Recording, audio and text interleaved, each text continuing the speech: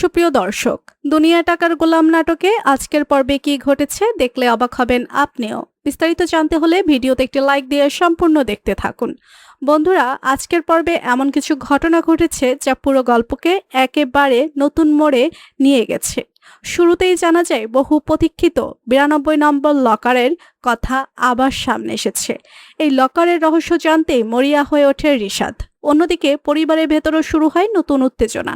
বিষ মেশানো পানির ঘটনা নিয়ে সবাই রিশাদের উপর সন্দেহ করতে থাকে, আর পরিস্থিতি ক্রমই জটিল হয়ে ওঠে। এরই মাঝে দেখা যায় ঋতুকে নিয়ে বাইরে ঘুরতে যায় গোলাম।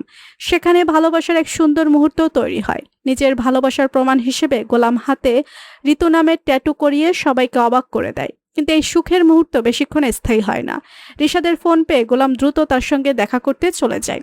রিশাদ খুব চালাকির সঙ্গে গোলামের কাছ থেকে 92 নম্বর লকারের অবস্থান জানার চেষ্টা করে। সরল মনে গোলাম জানিয়ে দেয় যে সে লকারের জায়গা চেনে এবং দুজন একসঙ্গে সেখানে রওনা দেয়। কিন্তু রিশাদের আসল উদ্দেশ্য ছিল সম্পূর্ণ ভিন্ন।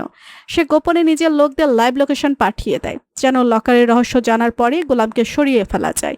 অন্যদিকে ঋতু গোলামকে সারপ্রাইজ দেওয়ার জন্য নিজের হাতে বাসর ঘর সাজাতে শুরু করে। এমনকি ভালোবাসার গভীরতা বোঝাতে নিজের রক্ত দিয়ে চিঠিও লেখে। দর্শকদের জন্য এটি ছিল পর্বের সবচেয়ে আবেগঘন মুহূর্ত। অবশেষে গোলাম সবাইকে নিয়ে সেই পুরনো জায়গায় পৌঁছে, যেখানে সে আগে কাজ করত। কিন্তু সেখানে গিয়েও লকারের রহস্য পুরোপুরি জানা যায় না। হঠাৎ করেই শুরু হয় হামলা। গুলির শব্দে মুহূর্তে সবকিছু এলোমেলো হয়ে যায়। গোলাম গুরুতর আহত হয় এবং দ্রুত হাসপাতালে নেওয়া হয়।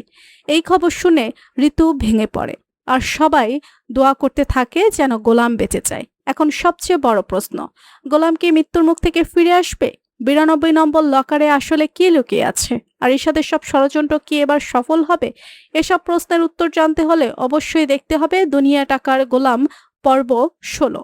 ভিডিওটি ভালো লাগলে অবশ্যই লাইক করবেন, কমেন্ট করে জানাবেন আপনাদের মতামত। আর এমন নিয়মিত নাটক রিভিউ পেতে চ্যানেলটি সাবস্ক্রাইব করে পাশে থাকা বেল আইকনটি অন করে রাখুন। ধন্যবাদ।